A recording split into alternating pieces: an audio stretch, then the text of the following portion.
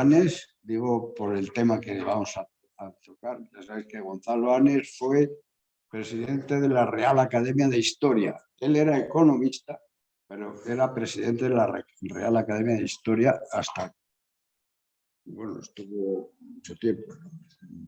Entonces, este es un tema que yo me lo aprendí con él y además por la gran importancia que tiene dentro de la economía española y dentro de toda la historia de España posterior a la Edad Media. No se le ha dado tanta importancia como a muchas otras actividades, aunque ahora ya los historiadores están empezando a analizar documentos originales, pues porque la Mesta, en principio, cuando la cierran es en 1836, que me lo ha recordado antes José María. En 1836 cierran la Mesta, pero los archivos de la Mesta siguen estando no sé cómo se llama la calle, pero está en el barrio de las Letras, ahí cerca del museo, entre el Museo Thyssen y el Museo de... no, sí, el Thyssen y la Caja y la Caixa, la Fundación de la Caixa. Por ahí hay una calle vertical que sale al... No es el Prado, pero es paralela a la calle del Prado. Y entonces por ahí está los archivos de la Mesta y quien quiera hacer los estudios de la documentación puede recurrir allí a estudiar todos los documentos antiguos, archivos de la Mesta que existen desde el siglo XIII. Yo este tema lo he metido dentro de lo que habíamos hablado de que todo lo que iba a estar hablando durante este año era el proceso de la carrera de Indias y la colonización de Indias y todo ese proceso que para España fue lo más importante que se ha hecho. La carrera de Indias como una actividad social completamente civil, de la cual la monarquía solamente se quedaba con el 20% de los beneficios. Es decir, podemos decir un impuesto semejante al 15% de impuestos sociales que hoy en día quiere bueno, quiero decir, porque los que estudiamos en el bachillerato, cuando estudiamos en el bachillerato, parecía que todo el descubrimiento de América, toda la colonización de América, toda la conquista de América, la habían hecho los reyes. Pues no, era todo un proceso totalmente civil, ciudadano. Ya lo dije el primer día, que esta ya es la tercera sesión que vamos a dar sobre esto. Y lo escribo ahí porque considero que este proceso, todo lo que ocurre en la Edad Media, en la baja Edad Media ya, podríamos hablar, porque en la alta Edad Media había menos actividad económica, pero en la baja Edad Media ya es muy interesante todo lo que va a ir ocurriendo y lo vamos a ir viendo en adelante. Hay dos razones fundamentales. Una, yo diría tres razones fundamentales. Una, la sociedad castellana en aquellos tiempos era el reino de Castilla, era el reino más grande de Europa, más consolidado, más desarrollado y con funciones mejor en toda Europa. No había ni en Inglaterra, ni en Francia, ni en ningún sitio. En todos esos países existía un feudalismo mucho más prolífico. Aquí el feudalismo era muy minoritario y, sin embargo, los reyes se impusieron más sobre, fíjate, primero se imponen sobre la Iglesia, se imponen sobre las órdenes militares y se imponen sobre la nobleza. Los reyes tenían un poder superior a esas tres organizaciones que eran tan importantes. Bien, pasado esto voy a ir un poco porque si no, no nos va a dar tiempo. Yo este cuadro ya lo he presentado en todas las charlas anteriores porque es que es el método que yo voy siguiendo. O sea, a partir de lo que se trata es de estudiar las culturas, las sociedades o el hombre socialmente constituido y, por así decirlo, cómo recogemos la las actividades humanas de los hombres, las acciones de los hombres en la sociedad ante la naturaleza por un lado y utilizando los medios de conocimiento por otro. Pero en realidad nos centraríamos en la filosofía moral porque son lo que juzga las acciones de los hombres. Entonces, desde dentro de la filosofía moral es donde nos encontramos la ética, la política y la económica. No voy a seguir aguantando más en esto porque ya otras veces ya lo he dicho. Y entonces, ¿por qué? Y entonces aquí cojo el libro de Ludwig von Mises, que es austriaco, de la Escuela Austriaca de Colombia, que me habló, no me acuerdo tu nombre, Ildefonso, en su casa. Bueno, pero leyéndolo, pues mira, la ciencia que trata de la acción humana, que él llama praxeología, no se ocupa propiamente del mundo exterior, sino de la conducta del hombre al enfrentarse con él, el medio. El universo físico per se no interesa a nuestra ciencia. Nuestra ciencia, y habla de ciencia histórica y económica, o sea, historia y economía como acciones.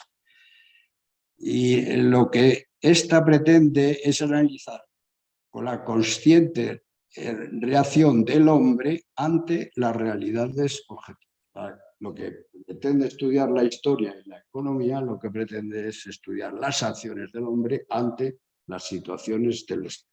Y aquí me cojo otro texto también en relación de la ética de los hechos económicos, hablando de filosofía moral como ética, política y economía, pues de otro economista, y este más moderno, esto es un economista americano, que era Wilding, y dice, una proposición moral o ética es una afirmación acerca de un orden jerárquico o de preferencia entre alternativas que se aplica a más que una persona.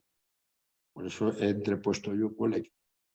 Y es importante que tengamos esto en cuenta porque para poder todas las actividades, para poder, el hombre, con sus métodos racionales, que digamos, una de las herramientas que disponemos para vivir, pues tiene que valorar qué es mejor, esto, aquello, lo otro, y darle valor. Y esas escalas de valor, los hombres las definen socialmente, no las definen individualmente, sino se definen socialmente conforme van actuando. Toda esta perspectiva es importante que la tengamos en la mente porque nos explica toda la historia cómo ha sido. Es que son acciones del hombre que utiliza la razón para enfrentarse a la naturaleza o a la realidad que él es. Bien, entonces vamos a hablar de la Mesta. Este es el escudo de la Mesta de una villa de Siruela, pero está utilizado en todos, o sea, en toda la institución a lo largo de toda su historia. Bueno, es un escudo en el que tampoco nos dice gran cosa, es Castilla y León. Estamos viendo arriba en el escudo, está Castilla y León, y abajo vemos vacas y ovejas, porque está la Mesta estudia la transhumancia. La transhumancia tiene historia muy antigua, ya desde pues podríamos decir, desde Mesopotamia en adelante ya se basaba la Mesta. ¿Por qué existe la Mesta? La Mesta es un movimiento. Bueno, lo primero de todo, ¿por qué se llama Mesta? Y es que los ganaderos se asociaban en asambleas y se reunían en asambleas. Se reunían aquí en España durante la Edad Media, se reunían 5 veces al año en cada una de las localidades que ellos elegían. Pues podremos hablar de cuáles podían ser, entre otras. Pero eran como asambleas de ganaderos y se reunían para resolver cuáles eran los problemas que tenían a la hora de pasar de un sitio a otro, de encontrar pastos y encontrar facilidad que de tránsito, etcétera, y cómo podían ayudarse entre ellos.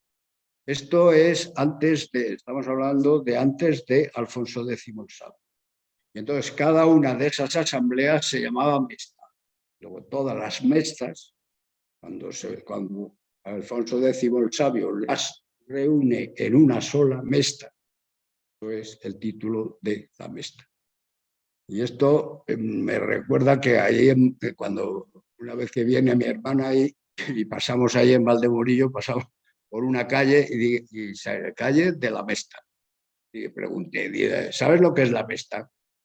Y me dice mi hermana, estaba temiendo que me lo preguntase. Seguro que ahora preguntamos a muchísimos universitarios en España, digo universitarios, inclusive economistas, preguntamos qué es la Mesta. Los historiadores no. Sé que los historiadores sí lo saben. Y los historiadores económicos también. Pero le preguntamos a un ingeniero y va a decir que no sabe lo que es. Bien, pues la Mesta era eso. Las asambleas de ganaderos durante el año. Segundo protagonista son las ovejas. ¿Qué transhumancia se hacía fundamentalmente en aquellos tiempos, en la Baja Edad Media? Pues eran ovejas, y eran ovejas merinas. Las ovejas merinas es una mezcla entre unas ovejas que trajeron los benimerines del norte de África, traían sus ganados de allí durante el tiempo que estuvieron aquí, vinieron varias invasiones importantes del norte de África y traían sus ganados aquí, que se mezclaron con los ganados, con las ovejas que había aquí en Castilla, y de esa mezcla entre un tipo de una raza y un tipo de otra raza salió la oveja merina. La oveja merina se caracteriza fundamentalmente por tener una lana mucho más fina, mucho más suave y más tratada.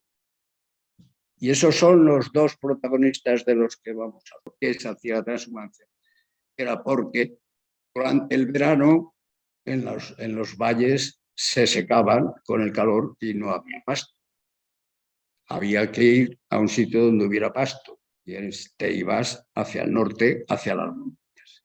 Y durante el invierno en las montañas se helaba el pasto y ya no había forma no tenían alimento las ovejas. Entonces, ¿qué es lo que tenían que hacer? Pues bajar desde las montañas hasta los valles para comer durante el invierno.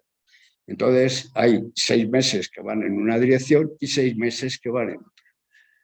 Eso va a ser generalizado en todo Castilla, y voy a citar otro nombre que conocemos, dice Extremadura. ¿Por qué Extremadura se llama Extremadura? Pues porque siempre se llamaba a las tierras que quedaban entre cristianos por un lado y moros por otro, había unas zonas intermedias que se llamaban extremos.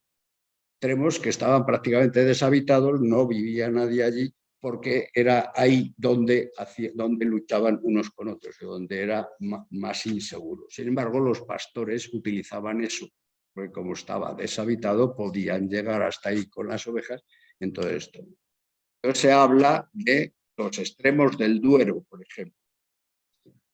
Y de ahí hablar de los extremos del Duero es cuando nos salió el nombre de Extremadura. Por ejemplo, Soria se llama, en su escudo pone Soria pura, cabeza de Extremadura. ¿Por qué se llama Extremadura ese terreno? Porque fundamentalmente casi todas las ovejas van a ir hacia esa zona. Entonces, ahora voy a poner un vídeo que es de una transhumancia actual de ahora. Pero ahora ya no se llevan a las ovejas, pero sí se siguen llevando a las vacas y se siguen usando las cañadas reales. Entonces,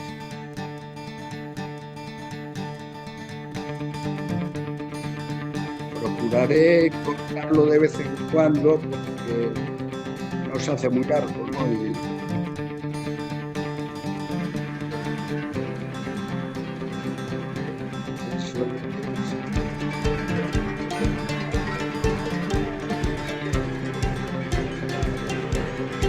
La transhumancia es la migración estacional de los ganados de las montañas castellanas y leonesas a los valles y dehesas extremeñas. Las migraciones de herbívoros son muy comunes en el mundo, especialmente en aquellas regiones con condiciones climáticas cambiantes.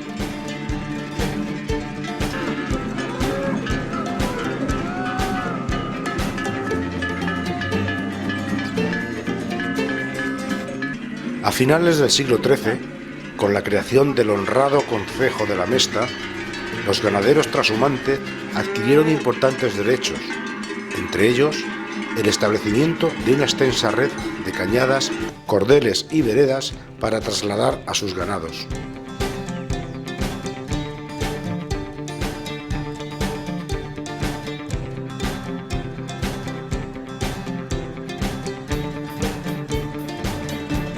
Durante varias jornadas hemos recorrido parte de la Cañada Real Leonesa Occidental, acompañando al rebaño de vacas de raza avileña negra de José Andrés Torres.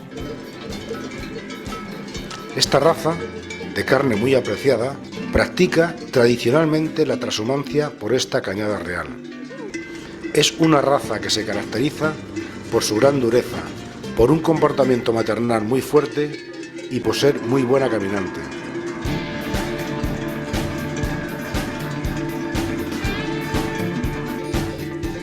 En 15 días, vaqueros y vacas harán un recorrido de 400 kilómetros desde Navarredonda de Gredos hasta las cercanías de Mérida.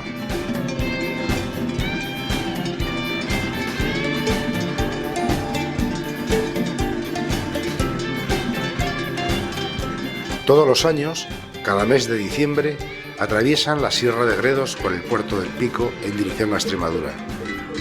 Aquí permanecerán hasta el mes de junio, momento en que regresarán a sus tierras de origen.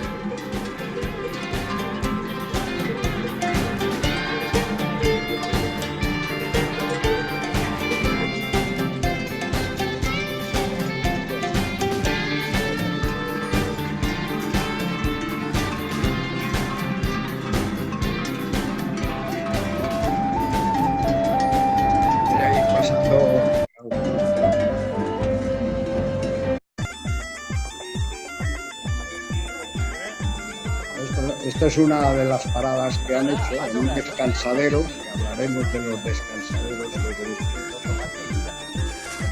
Hoy, que es fin de semana, han venido a compartir el día algunos familiares y amigos.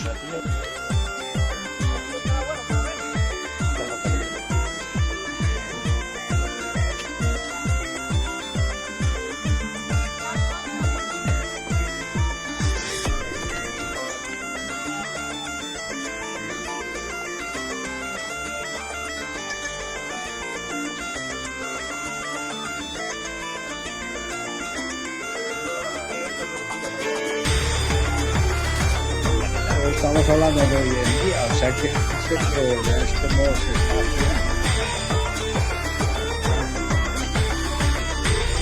Prácticamente en la Edad Media no llevaban ni camiones, ni furgonetas, ni...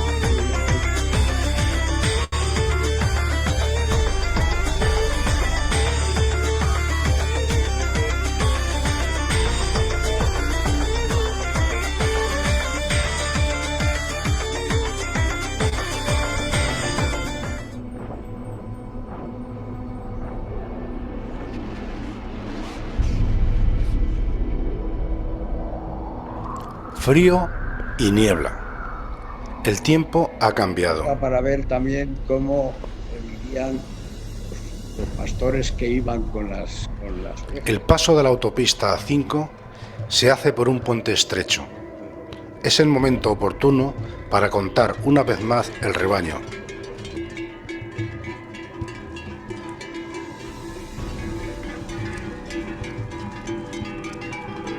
Todo está bien.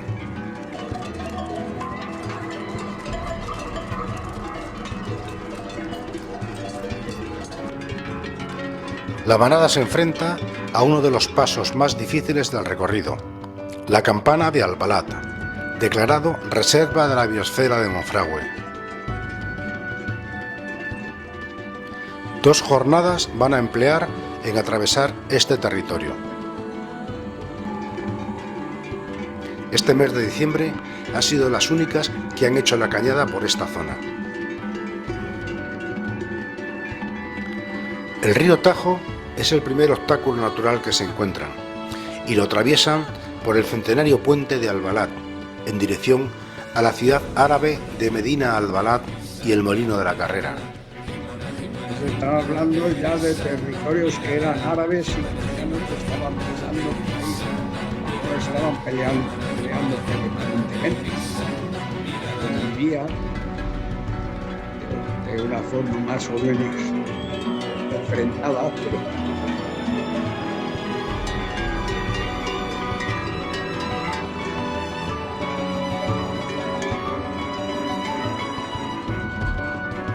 toda esta zona de Monfragüe era los extremos del Tajo, o sea, precisamente era una zona que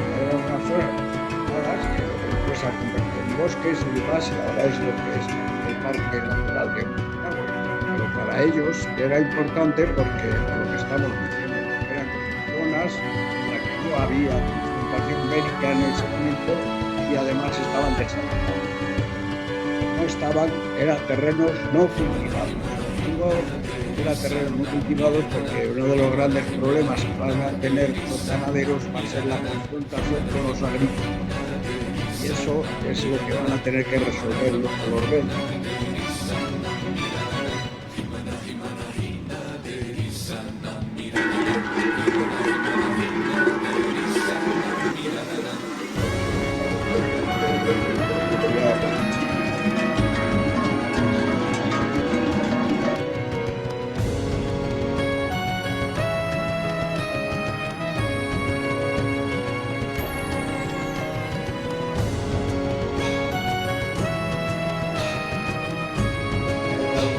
Que no pasan por el puente, no lo vamos a ver.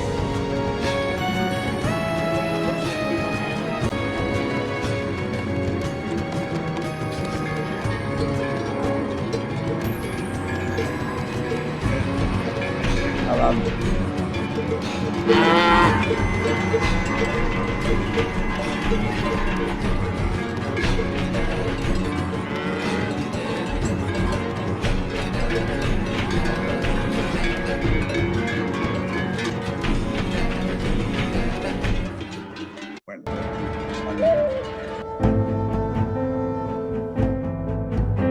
Llegar a una población, entonces tienen que pasar la noche.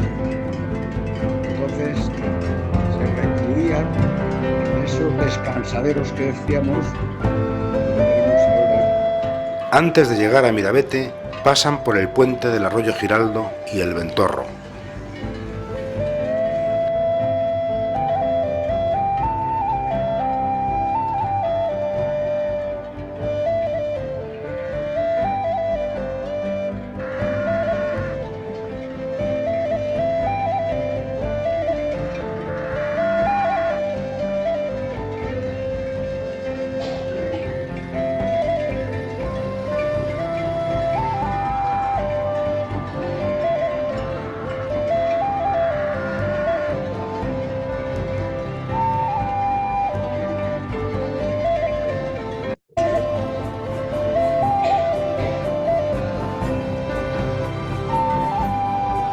Ahí los encierran para que pasen la noche y no se descansan.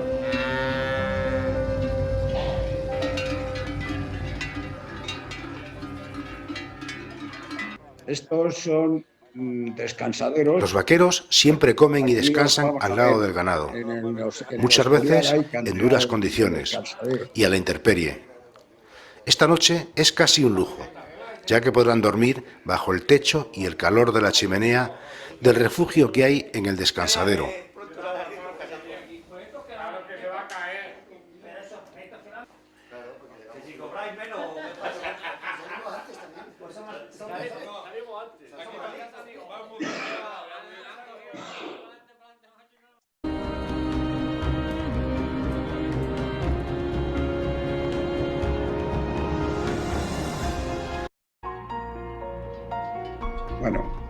haciendo todo el viaje y ya estamos llegando, ya están llegando hacia el destino.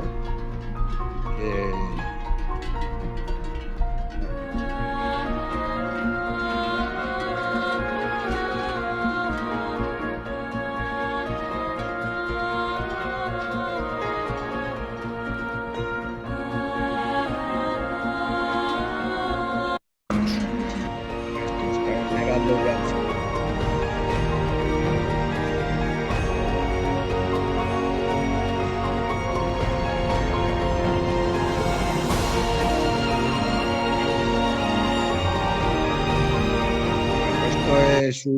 Entonces, para estudiar un poco todo este procedimiento de la mesta, hay que empezar pensando primero cuáles son los orígenes, desarrollo y evolución de la mesta. Ya hemos hablado de que son las asociaciones de ganaderos que en principio se reúnen en asambleas, que son las mestas, y luego después estas mestas se reúnen porque van a tener una serie de problemas primero con los municipios. Los ayuntamientos tenían sus impuestos municipales. Segundo, tenían problemas con los ganaderos. Los ganaderos les interesaba coger tierras y estas tierras que hemos visto pues eran tierras fértiles y que eran fáciles de cultivar. Pero entonces hay que limitar el cultivo y decir, este va a ser el camino y este es estrecho y esta dehesa es exclusivamente de ganado. Pero eso hay que defenderlo y hay que defenderlo ante los municipios, ante los agricultores, y luego después está por otro lado el cómo ellos recogen y cómo se organizan los ganaderos, cómo se organizan para recoger aquellas cabezas de ganado que se han perdido y están sueltas por el monte, y cómo se distribuyen y cómo se la tienen que distribuir, y luego saber cuántos. Había miles de ganaderos en aquellos tiempos y miles de ganados. Luego veremos una estadística y para hay que tener en cuenta que Castilla en aquellos tiempos tenía una población de 7 millones de habitantes. 7 millones de habitantes de personas. Y tenía una población de entre 2,5 y 3 millones de habitantes de ovejas merinas. Casi una oveja por cada 2 personas. Dice que hay que entender la gran importancia que tenía para la agricultura, o sea, para la economía de la población y de los ganaderos el hecho de la propia el desarrollo. Sí, no, de Alfonso X Sabio hasta los Reyes Católicos. No sé, incluso hay épocas en que pueden haber bajado como consecuencia de las pestes, o sea que podía, pero se estima que andaban de ese orden. ¿Solo de Castilla? Solo el reino de Castilla y León. Castilla y León. ¿Que llegaba hasta? Sí. Bueno, no llega hasta Cádiz desde el principio, porque con Alfonso X ya estábamos en Sevilla, porque ya era Fernando III el Santo el que conquista Sevilla. Era el padre. Luego ya estamos en el sur. Y luego esto, o sea, el volumen, y dice, ¿qué es lo que necesitan? Pues esa confrontación van a tener que crearse una serie de instituciones que las vamos a ver luego después. Y sobre todo yo, antes de pasar a lo de las instituciones, quería recordar la teoría sobre el desarrollo económico castellano, porque en Castilla en aquellos tiempos tenía una cuestión importante, y era el gran dinamismo y gran actividad de su población. La población, primero, en Castilla y León no existía la servidumbre cerrada en territorios al estilo de toda Europa, sino que los hombres y las mujeres se podían trasladar de unos sitios para otros y moverse. Si no estaban a gusto en una población, irse a otra. Hay que decirse que había un dinamismo ya de locacional.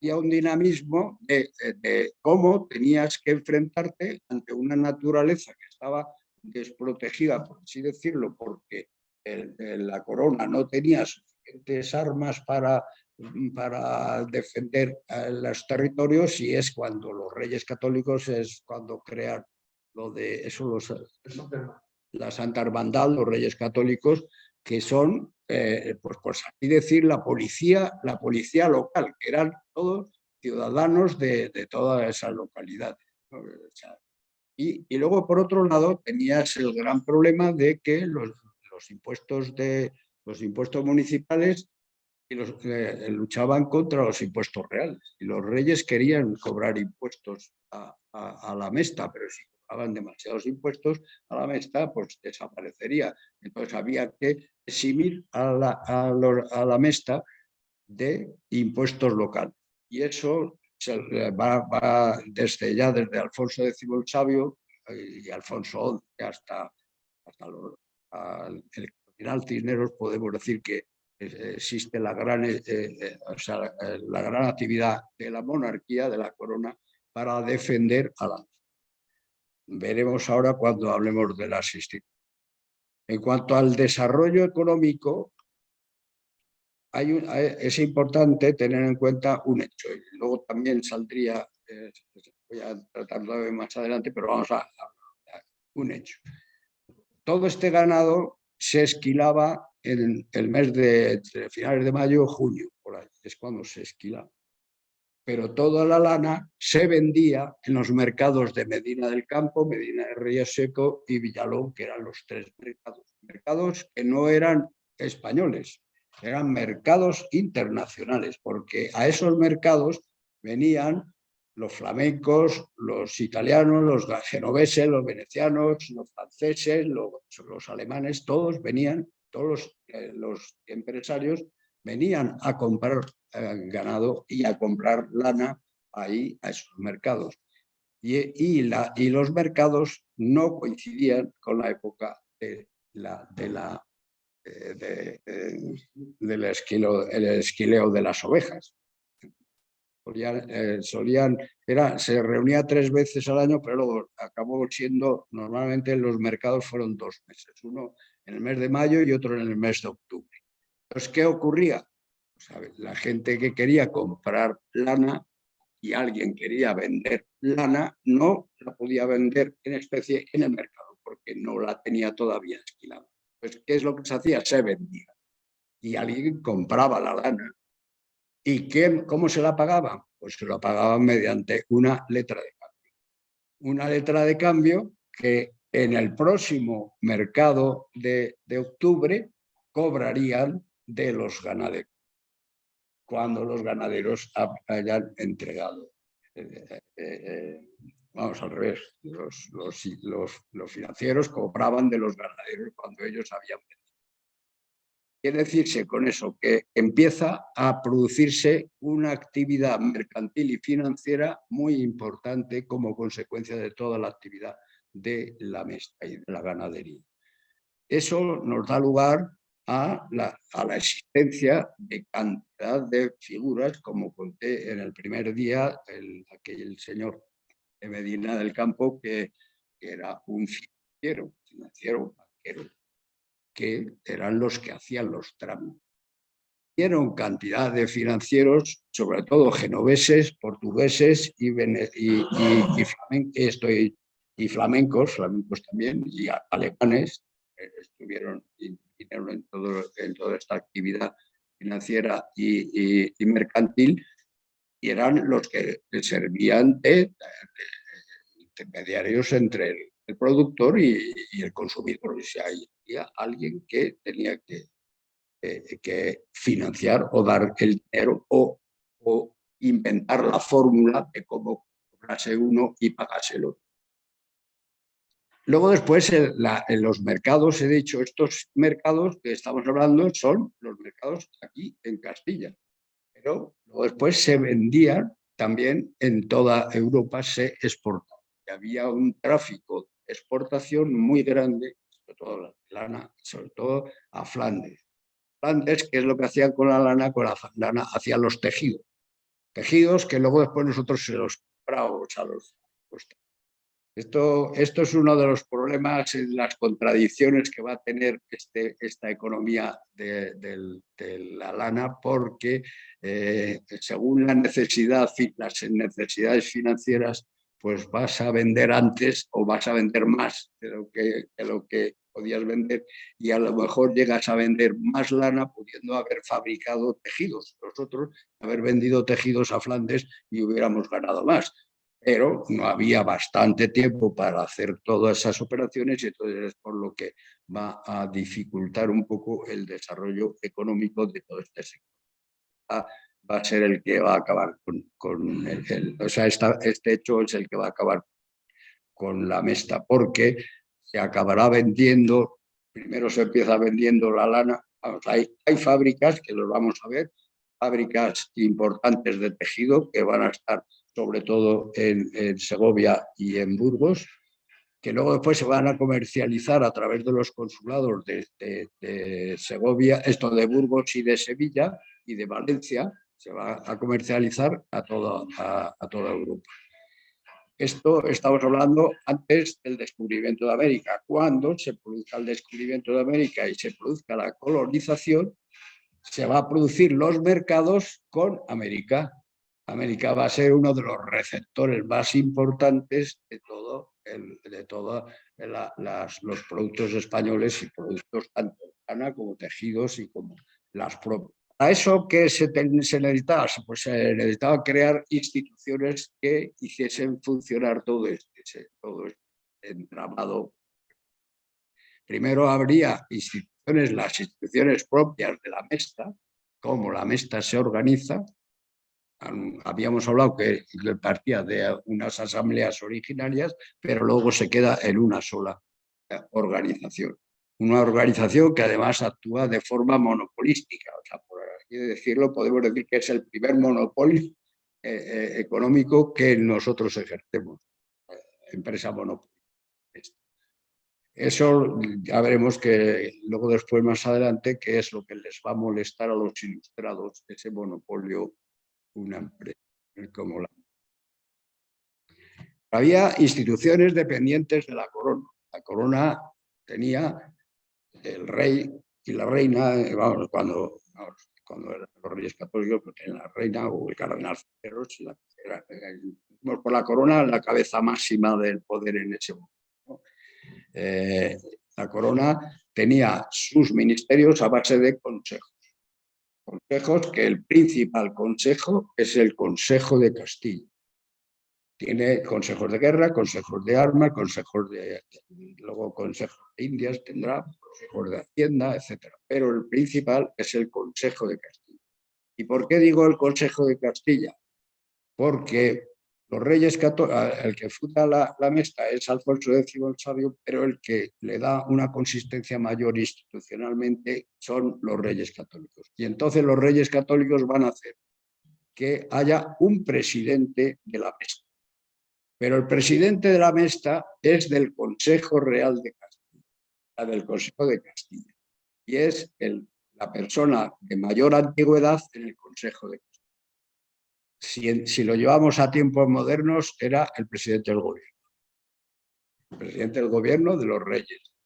Pues tenían diferentes al presidente actual de gobierno, ¿no? Pero bueno, lo que entendemos es que dependían de la cabeza máxima jerárquica de la organización administrativa del Estado. El presidente de la Mesta era un miembro de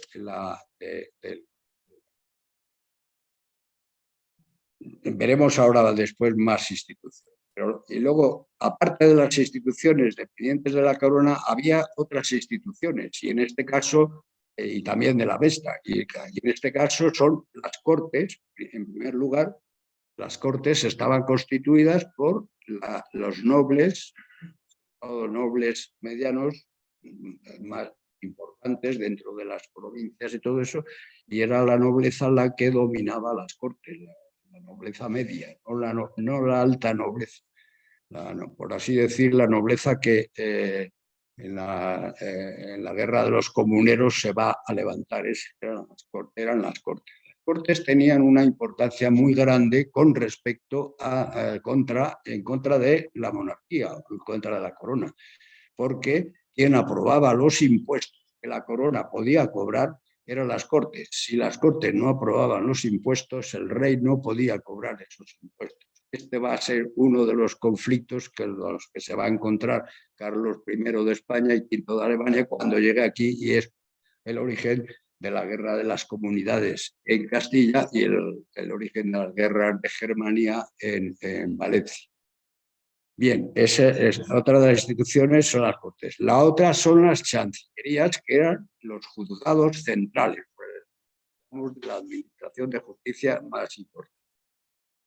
Luego estaban las ciudades, cada ciudad tenía sus municipios y sus alcaldes, y un concejo totalmente.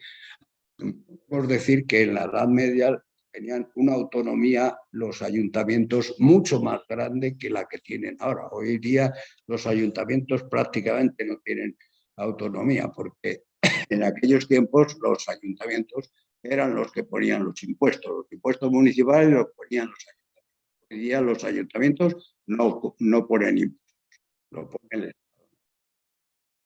Quiero decir que la importancia de las ciudades en aquellos tiempos era grande. Eso es lo que nos lleva a pensar, cuando los ganados pasaban por una ciudad o por una zona de esas, tendrían que pagar impuestos a esa ciudad. Y tenían que pagar impuestos que eran las alcabalas, pero eran por todo, impuestos de alquiler de pastos, de tránsito de personas por el territorio, etc. Todos esos impuestos los cobraban los ayuntamientos. Con eso estamos poniendo ya otro conflicto con respecto a las ciudades, con respecto a la... Y luego después tenía el conflicto lógico con la agricultura, por lo que estábamos diciendo, que los agricultores habían visto que se habían quedado cantidad de tierras sin cultivar como consecuencia de esa especie de esos extremos o de esas tierras que no estaban ocupadas ni por cristianos ni por moros. Dice, entonces ellos quieren invadir todo el territorio a cultivar todos. Y se meter a cultivar también dentro de las cañadas, las calles o las carreteras por donde pasaban los agricultores, todos los ganaderos. De ahí nos van a salir otro conflicto. Fiscales y administrativas, ya lo he dicho. Y luego veríamos lo que es la estructura orgánica y funcional de la mesa, que ahora pues pasaríamos a otro tema y ya lo explicaré. Pero quiero, antes de pasar a desarrollar eso, ver cuáles son las circunstancias en las que nos estamos moviendo en esa época. Estamos hablando de la Baja Edad Media. Y Baja Edad Media y hasta el siglo XVII. O sea, todo el periodo de la Mesta va desde el siglo XIII hasta el siglo XVII. Hay más finales del siglo XVII, principios del XVIII. Hay más comercio y más en los años centrales, que son del orden de 300 años, son 300 años fundamentales para el desarrollo de toda esta. ¿Con qué nos encontramos? Pues lo primero que nos encontramos con el descubrimiento de nuevos métodos de explotación era y de explotación agrícola. Nuevos métodos de explotación y nuevas instituciones y nuevas leyes que los reúnen. Nos encontramos que está dentro de un sistema que está ya desarrollado y sobre todo empezando en el siglo XIII, pero ya en el siglo XVI totalmente desarrollado, es el mercantilismo. Es decir, lo que se trata en economía es la gran apertura de mercados y el tráfico de bienes y de productos y de servicios en todas las direcciones. Y van a ser no solo en las direcciones dentro de Castilla y dentro de los otros reinos de España, sino también entre los reinos de España con los reinos de Europa y a posteriori con todas las colonias de América, de África y de Asia, que se van a descubrir gracias a los españoles y a los portugueses. Otro de los fenómenos es el crecimiento de las ciudades y de la burguesía mercantil y financiera. O sea, se van concentrando en las ciudades la población, van concentrando y se van haciéndose más grandes. Es un fenómeno también importante a tener en cuenta dentro de esta panorámica. El mundo rural, he puesto expansión agraria muy grande, por eso, porque había muchas tierras que estaban despobladas y entonces ellos van a ir a ocuparlo. Aquí hay una historia que ya la contaba Gonzalo Anes y nos la contaba en clase de forma muy determinante. Es decir, el desarrollo económico de España se va a condicionar muchísimo sobre cómo y quién va a ocupar las tierras que estaban desocupadas. Y entonces nos encontramos que ante toda la reconquista, aquel que ocupaba una tierra que se la quitaba a los moros, se quedaba. El rey le concedía la titularidad de eso.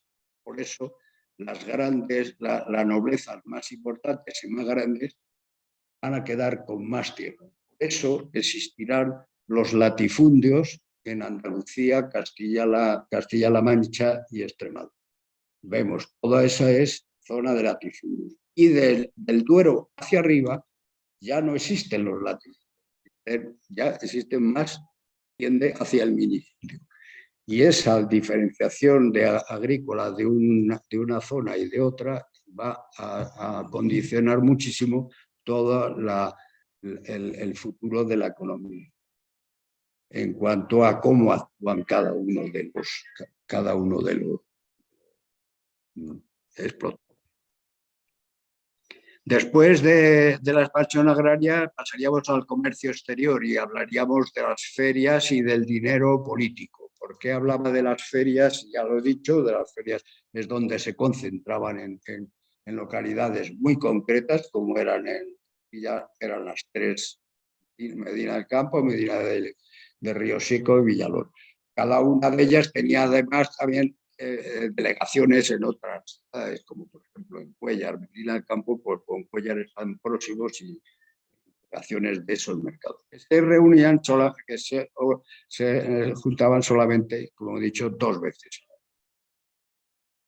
Y ahí acudían todos los compradores, todos los vendedores y, lógicamente, van a tener que acudir los financieros para poder hacer de intermedio. Con eso había otra figura que es la del... en aquellos tiempos se llamaba factor. El factor era lo que ahora es el representante. En Bélgica o en Flandes habría un factor de las industrias. En Italia habría factores. O sea, esta figura de factores es otra figura que en economía ahora son puestos todos los comerciales que están trabajando, todas las empresas. Y lo del dinero político, pues vuelvo a ello por una razón. Porque estamos diciendo que de todo ese negocio, la corona llevaba la quinta parte, que es el 20%. La iglesia se llevaba la 10ª parte, eran los diezmos. Y la nobleza eran los propietarios de grandes territorios y entonces decimos, todos esos van a acumular el dinero político que les va a dar fuerza y poder para montar ejércitos, para montar naves y flotas y ir a América y explotar y hacer comercio. Esos van a ser los grandes mercaderes que van a surgir en esta época. Y no hay que olvidarse del último concepto que aquí es la constitución de los incipientes estados modernos. Entonces, los estados modernos empiezan a surgir. Prácticamente podríamos hablar que el primer estado moderno es Castilla y Aragón, mediante la unión de los reyes católicos, porque constituye una unidad territorial absoluta. Y no va y más, y han dicho lo de absoluta porque la monarquía era absoluta, pero es una unión tan grande que no había ningún país en todo el mundo que tuviese esa constitución de Estado moderno. Estado moderno unido a mercantil, a financiero y agrícola y ganadero, pues tenemos el panorama de qué es lo que estaban haciendo los españoles en aquellos tiempos para poder analizar las actividades de la acción humana en su mundo. Bien, muchas de estas cosas ya las he dicho. En la Edad Media en España, con la distribución del territorio ocupado por cristianos y musulmanes, pues era necesario llegar a los extremos. Primero del Duero, luego del Tajo y luego del Guadalquivir. Ya lo que eran los extremos, porque Extremadura se llama Extremadura. La llegada de tribus bereberes del norte de África introdujo ganado ovino, también lo he contado ya. El cruce de ganado de unos y de otros pues es lo que da lugar a la oveja merina y es la que lana más. La sequía veraniega y la falta de pastos obligó a los ganaderos a practicar la transhumancia. No había explotaciones de ríos y entonces no había sistemas de regadío, entonces había que ir buscando los pastos allí donde estaban y en la época del año en la que estaban. En un principio de la Edad Media los ganaderos, ya claro que lo he dicho, se reunían en asambleas que eran las mestas, y de ahí el nombre futuro del conde. La intervención de los monarcas absolutos favorecieron a los ganaderos al traslado de las ovejas por cañadas exentas del pago de impuestos a los municipios. Estos van a ser los principios que van a desarrollar. ¿Y por qué hacen esto? Porque gracias a hacer esto, la corona puede cobrar municipios a los ganaderos y quitárselo de los municipios, de los impuestos a los municipios. Con lo cual, impuestos que pasan de ser municipales a ser impuestos de la corona o impuestos estatales. Se constituye una comunidad, ya lo hemos dicho, de todas esas organizaciones de mestas, se constituye una comunidad de todos los ganaderos en una organización monopolista de explotación de las cañadas, que es la mesta. Y eso fue Alfonso X el Sabio. Todo esto ya lo había contado, pero bueno. Entonces voy a poner El rasgo dominante de la vida económica de la corona de Castilla en la Baja Edad Media era el predominio indiscutible de la actividad ganadera, fundamentalmente la ovina. La ganadería lanar transhumante contaba desde tiempos de Alfonso X el Sabio con una poderosa institución a su servicio, el honrado Concejo de la Mesta. La transhumancia de ovejas, cuyas raíces se remontaban a tiempos arcaicos, experimentó una gran expansión en el transcurso de los siglos XII y XIII al compás de la proyección hacia el sur de los reinos de Castilla y León, lo que permitió incorporar extensos terrenos dedicados a pastizales. El traslado de la cabaña ovina se efectuaba a través de unos caminos especiales, llamados cañadas. Esta red enlazaba las cabezas de cuadrillas de la Mesta, León, Soria, Segovia y Cuenca con las tierras de pastos en las que los rebaños pasaban el invierno. Los principales dueños de rebaños, es decir, los ricos hombres, los establecimientos eclesiásticos y las órdenes militares eran los mayores beneficiados de este tráfico. Las poderosas órdenes de Alcántara, Calatrava y Santiago contaban con extensas dehesas, pero también se beneficiaba la corona a través de la percepción del servicio y montazgo, impuesto que los dueños de los rebaños debían pagar al trashumar y para el que se hizo necesario crear puntos de recaudación, los llamados puertos reales, como los de Plasencia, Candeleda, Montalbán, Sucuéllamos o Chinchilla, entre otros. Bueno, estamos, esta es una fotografía en la que representa a Alfonso X y aquí a la derecha los escudos vamos, abajo los escudos de Castilla y León y arriba el escudo de la Mesta. Y le han puesto el águila con las alas abiertas, en el que vimos al principio no las tenía tan abiertas, pero bueno, es lo mismo. Entonces, que sepamos qué es, Alfonso X el Sabio crea el Concejo de la Mesta en 1273, es decir, estamos hablando de finales del siglo XIII. Y le titula el honrado Concejo de la Mesta de Pastores. Esta asociación nombró funcionarios llamados alcaldes de Mesta, bien alcaldes de corral o alcaldes de cuadrilla. Las cuadrillas eran las cuatro que hemos dicho: León, Segovia, Soria y Cuenca. Esas eran las cuatro cuadrillas. Luego había un alcalde de cuadrilla y habría otros alcaldes de corral según las divisiones. Las relaciones externas de la organización comprenderán tres problemas: el judicial, el fiscal y el legal. Bueno,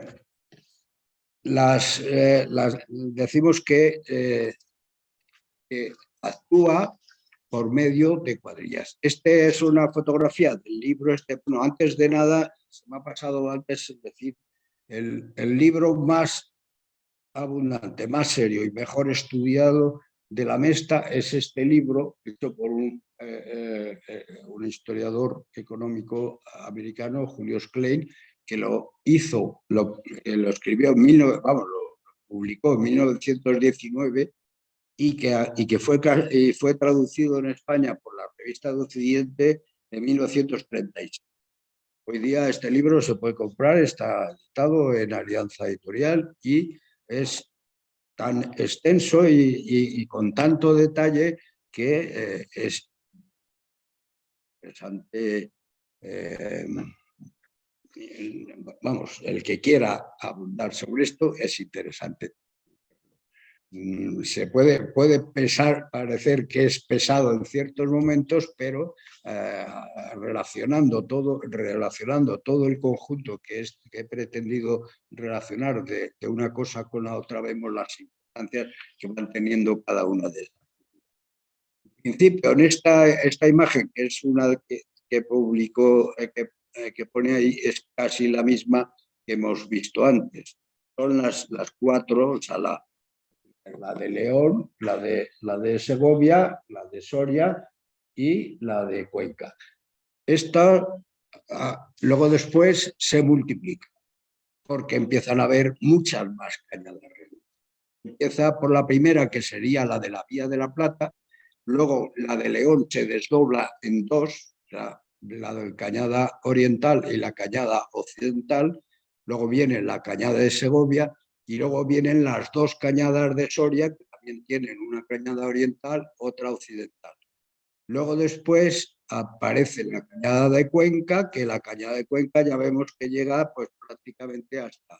Vamos, esta de que acaba aquí, esta sería la cañada real leonesa, o sea que se van bifurcando. O sea, lo que decía es que estábamos en Cádiz y en Huelva ya con las ovejas, en Málaga y en Granada, o sea, y en IFA, o sea, que también existían esto.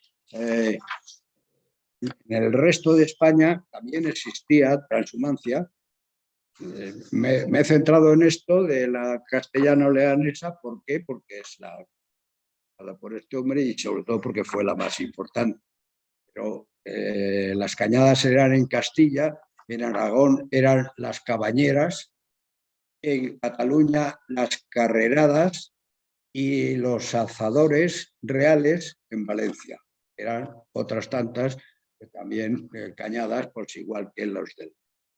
Ellos no estaban organizados de forma monopolística como en Castilla. Por eso la gran importancia que tiene la Mesta, porque es el monopolio más grande. Las cañadas todas aparecen en donde ya he dicho ahí, y son cañadas que luego después, además de cañadas, tienen cordeles y tienen veredas, es decir, van uniéndose unas con otras y van trabajando por toda la península. O sea que vamos a ver luego después el cuadro del número. El ancho de estas cañadas estaba establecido entre 70 y 75 metros, prácticamente 70 era la generalidad. Y para cuidar de todo esto había un alcalde que a su vez tenía alcaldes distribuidos por distintas. Eran los entregadores, era el alcalde entregador. El alcalde entregador tenía como misión el ver que la cañada tenía los 70 metros, que nadie había invadido la cañada, que había que arreglar zonas de las cañadas porque se habían estropeado por las lluvias, por las tormentas, lo que sea, era de los alcaldes entregadores. Lo que dentro de la cañada había que distinguir las cabezas de cuadrillas, que eran cabezas de cuadrillas, por eso he dicho antes, eran León, Soria, Segovia y Cuenca, cada una era una cuadrilla, y dentro de cada cabeza había un alcalde de cuadrilla. Luego después estaban localidades, dentro de todo ese enjambre había localidades donde se celebraban las 3 asambleas anuales, como eran, ya lo dividen en 2 partes, dice, unas eran en Villanueva de la Serena, Don Benito, Siruela, Guadalupe, Talavera y Montalbán en el sur y oeste. Y luego después, en el norte, teníamos Aillón, Riaza, Aranda de Duero, Buitrago, Medina del Campo, Berlanga y Sigüenza en el norte. Estas eran ciudades importantes porque eran ahí donde se reunían las asambleas de los ganaderos, de las cuadrillas y de los alcaldes de cada una de las cuadrillas. Y luego después, ya lo ha citado ahí en el vídeo anterior que hemos visto, eran los puertos reales o puertos secos, le llamaban puertos secos, a diferencia de los puertos marinos. Puerto seco era el punto, la ciudad, donde tenían que pagarse los impuestos a la corona. Y obligatoriamente todo el ganado tenía que pasar en Puerto Seco. Ya, bueno, ahí ya ha citado Plasencia, Candeleda, Montalbán, Chocuéllamos, ciudades que todas... ya no decía. Los impuestos que pagaban eran uno que se llamaban portazgos y otro que era los de servicio.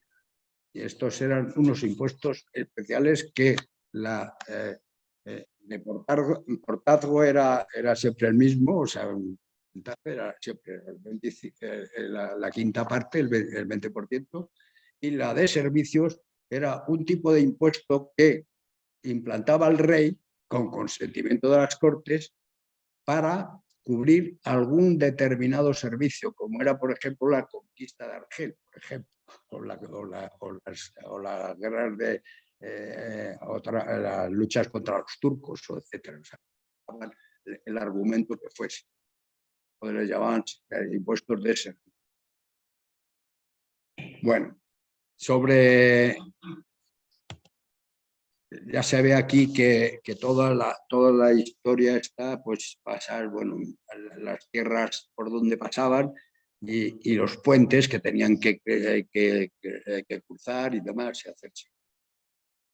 Y he puesto un ejemplo, que es el ancho de la cañada de los 70 metros, y lo he puesto en el descansadero de las cebadillas en el Escorial. Esta fotografía la he hecho. Se puede ir a ver este descansadero, que es en el camino que sale del Escorial y llega hasta los arroyos. No, más sí, hasta los arroyos, ¿cómo se llama?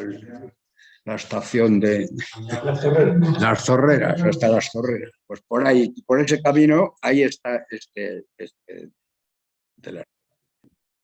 y eran pues terrenos fértiles con pasto suficiente para que durante el viaje los ganados pudieran comer con ansia de agua.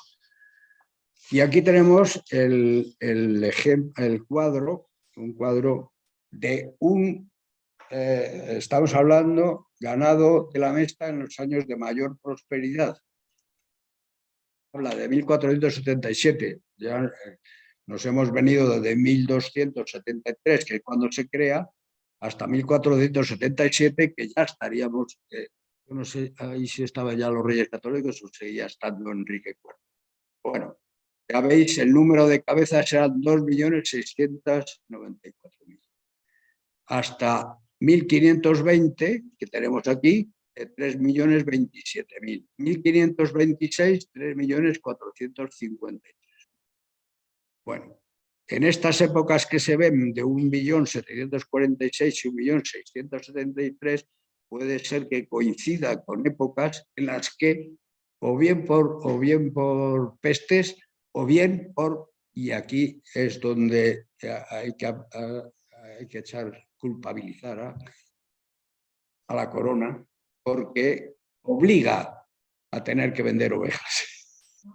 Porque en esos tiempos estaba en plena guerra contra los turcos, en plena guerra contra los franceses, en plena guerra contra los alemanes, etc. O sea, con las guerras. Y pues posiblemente ahí es cuando ya no solo se vende la lana, sino que también se vende las ovejas al exterior. Con lo cual, si las ovejas se van a otros países, pues nosotros vamos a perder producción.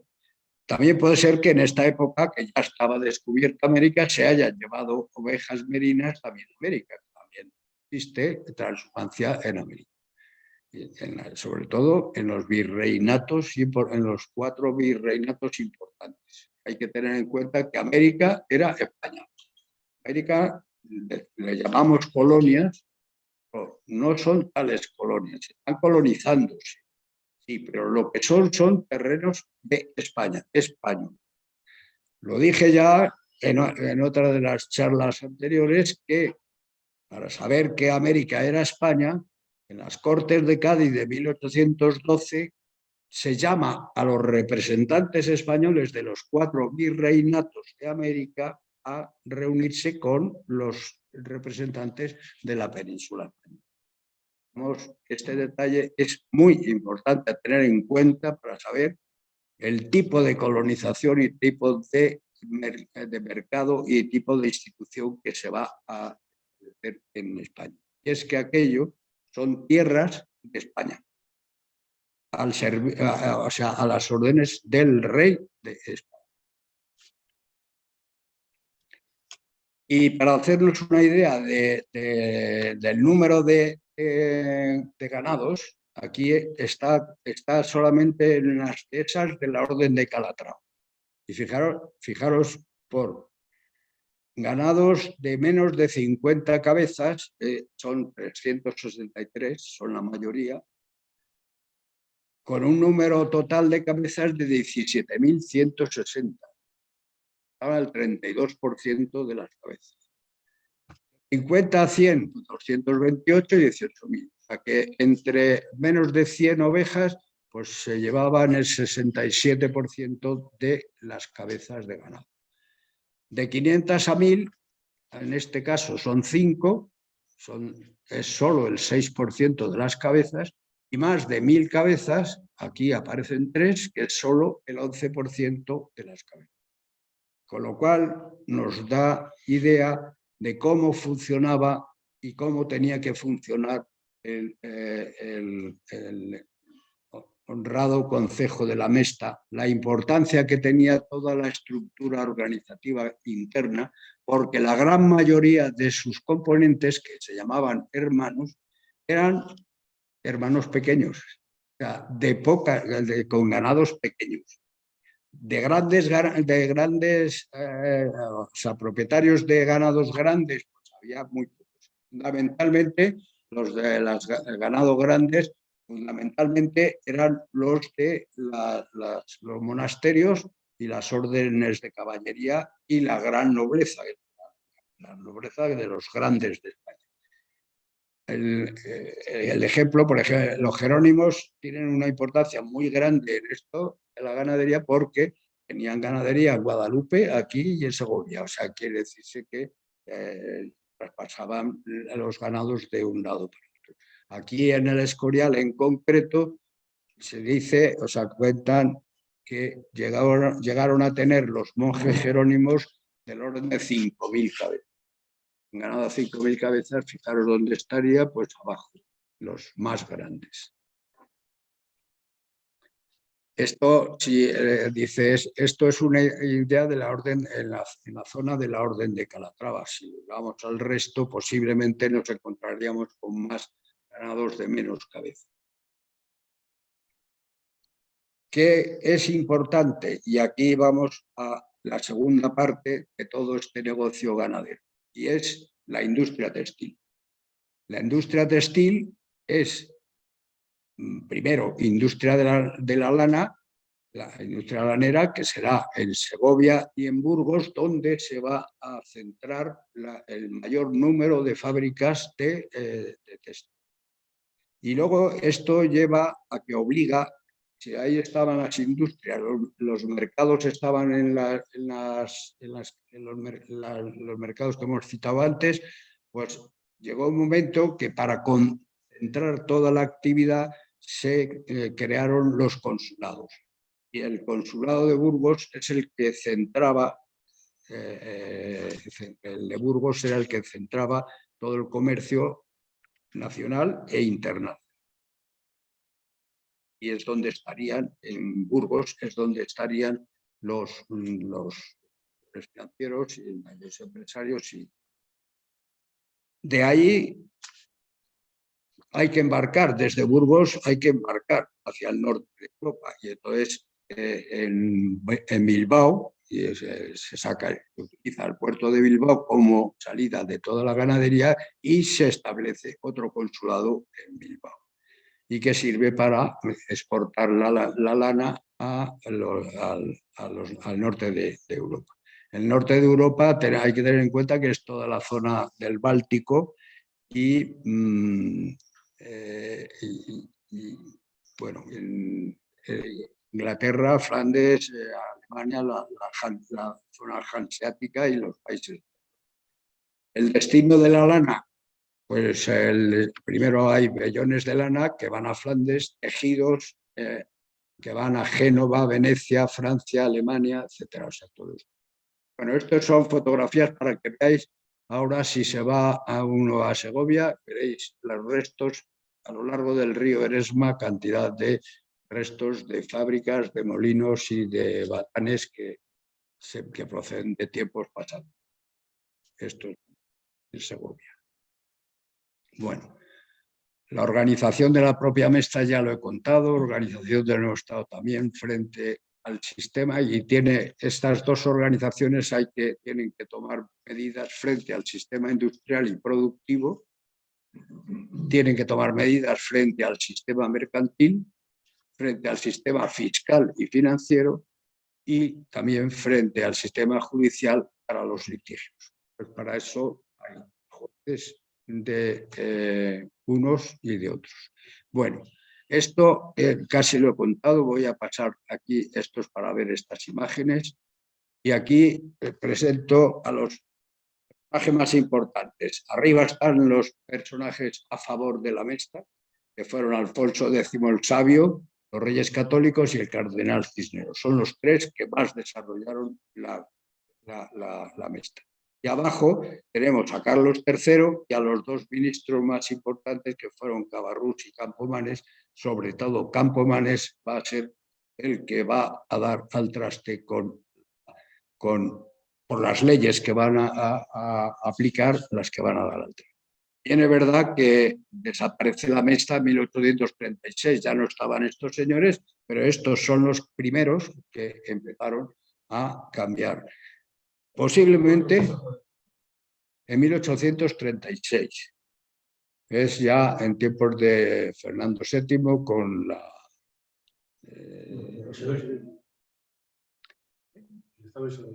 Isabel. Fernando VII es el que le dio la puntilla definitiva. Pero sobre los que le dan la puntilla son los liberales. Primero los ilustrados y luego los liberales. Bueno, y aquí entonces voy a hacer, estos son solamente fotografías. Por allí viene, conocemos el monasterio, la Cañada Real Leonesa entra por ahí, por el puerto de Malagón, y baja por todo el hueco aquel que queda hasta los terrenos, hasta el terreno, hasta la valla, la cerca de Felipe II, porque Felipe II no quiso que atravesase el ganado por las tierras de los monjes. Entonces obliga a desdoblar la Cañada Real Leonesa en dos líneas, hacia un lado y hacia otro la. Y luego la Cañada Real Segoviana viene desde el puerto de Guadarrama por arriba y va a bajar por la Jarosa y va a pasar a lo largo. Bueno, ahora lo vemos. Esta es esta imagen, los que vais a senderismo sobre todo, la habéis visto en cantidad de senderos que vais recorriendo porque todo eso son cordeles y cañadas, etc. Esta en concreto es la que está a lo largo de la antigua carretera de La Coruña y que era una cañada. Y sigue teniendo los 70 metros. Cuando se hizo la carretera se mantuvo los 70 metros a este lado. Ay, perdón.